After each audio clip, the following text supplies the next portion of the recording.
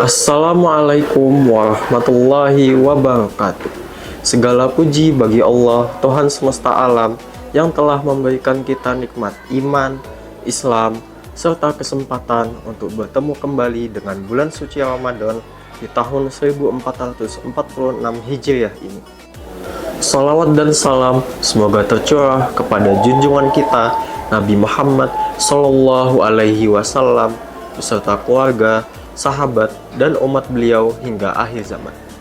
Teman-temanku yang dirahmati Allah, pada kesempatan yang berbahagia ini, saya ingin menyampaikan sebuah kisah inspiratif tentang seorang laki yang tidak dikenal di bumi, tetapi namanya terkenal di langit.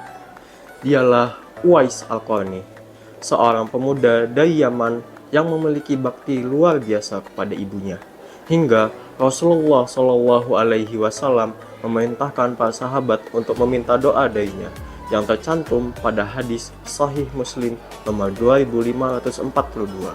Rasulullah bersabda, di antara para tabi'in ada orang yang bernama Uwais. Dia tinggal bersama ibunya dan memiliki sedikit tanda kusta. Mintalah padanya agar memohon ampunan Allah untukmu. Lantas, siapakah Uwais Al-Qarni sehingga Nabi menyebut namanya? Uwais adalah seorang pemuda miskin dari negeri Yaman. Gelarnya Al-Qarni, yang berarti penghuni surga. Ia dikenal oleh para malaikat-malaikat langit karena ketaatannya yang luar biasa terhadap ibunya. Sejak lahir, Uwais memiliki penyakit kusta yang menimbulkan bercak-bercak putih hampir di seluruh badannya. Ia adalah pemuda soleh yang hanya hidup berdua dengan ibunya, yang lumpuh dan tua. Kesehariannya diisi dengan bekerja sebagai penggembala. Meskipun hidup sederhana, ia tetap bersyukur dan selalu berusaha untuk memenuhi segala permintaan sang ibu. Pada suatu hari, ibunya menginginkan untuk berhaji sebelum ia meninggal. Uwais ingin memenuhi permintaan ibunya, tetapi ia tahu bahwa ia tidak memiliki dana yang cukup untuk pergi berhaji ke Makkah. Namun, Uwais tidak menyerah. Ia bekerja semakin giat menggembala dan berhasil membeli sebuah anak domba, yang kemudian ia gendong naik turun dari gunung terdekatnya. Walaupun dicap orang aneh dan dicaci maki, ia tidak mempedulikan hinaan itu, dan tetap berlatih menggendong anak domba tersebut yang membuat kekuatannya meningkat dan sanggup untuk menggendong ibunya. Uwais kemudian menggendong ibunya dari negeri Yaman menuju Mekah. Perjalanannya tidak mudah. Ia menempuh padang pasir yang tandus dan panas hanya untuk memenuhi permintaan ibunya untuk berhaji.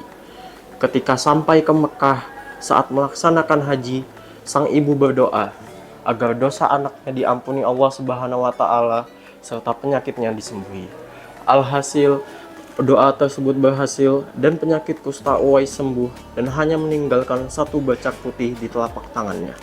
Saat perjalanan kembali ke Yaman, Uwais meminta izin kepada ibunya agar dapat bertemu dengan Rasulullah Shallallahu Alaihi Wasallam di Madinah. Ibunya kemudian mengizinkan Uwais untuk pergi ke Madinah.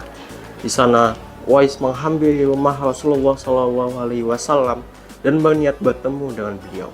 Tetapi ia hanya menjumpai istri Rasulullah, Sayyidah Aisyah radhiyallahu anha. Sayyidah Aisyah berkata bahwasanya Rasulullah sedang pergi berperang dan butuh waktu berbulan-bulan untuk kembali. Uwais yang mementingkan untuk merawat ibunya memutuskan untuk kembali melanjutkan perjalanannya ke Yaman dan merawat sang ibu hingga akhir hayatnya.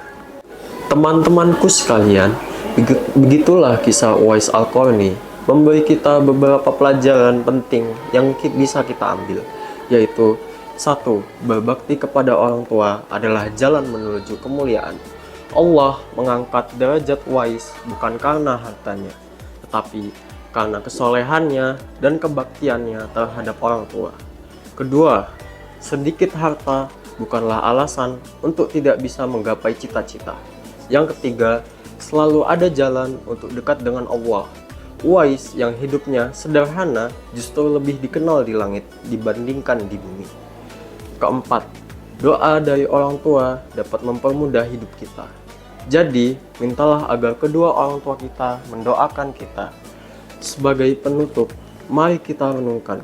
Sudahkah kita benar-benar berbakti kepada kedua orang tua kita? Jika orang tua kita masih ada, mari kita jaga, hormati, dan doakan mereka. Jika mereka telah tiada, jangan pernah lupa untuk terus menyebut nama mereka dalam doa kita. Akhirul kalam, wassalamualaikum warahmatullahi wabarakatuh.